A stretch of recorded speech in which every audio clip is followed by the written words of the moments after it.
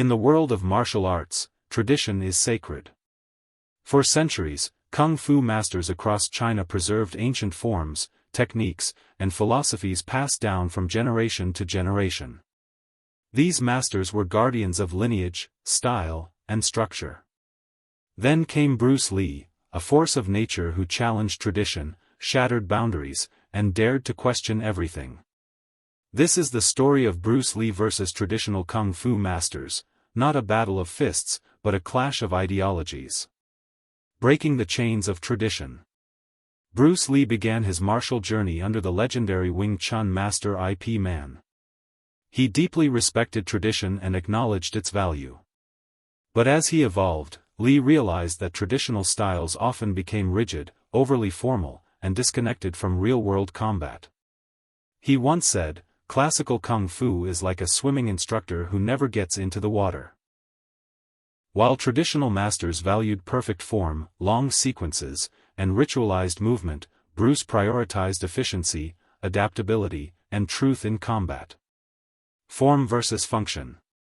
Traditional kung fu masters taught stylized movements, rooted in animals, philosophy, and symbolic patterns. But Lee believed many of these forms, though beautiful, were impractical in a fight.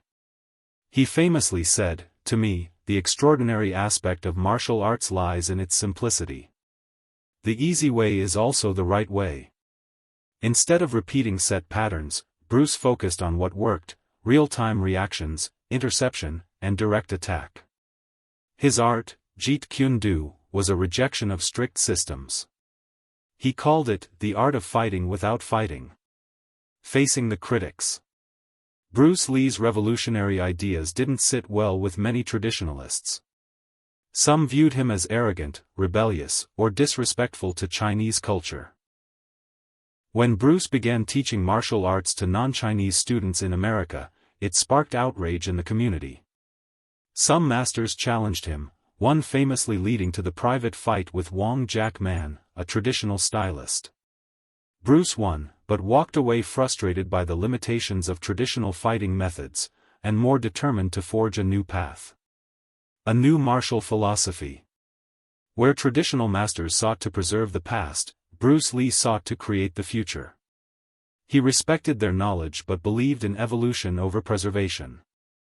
His philosophy was rooted in freedom, fluidity, and self-expression.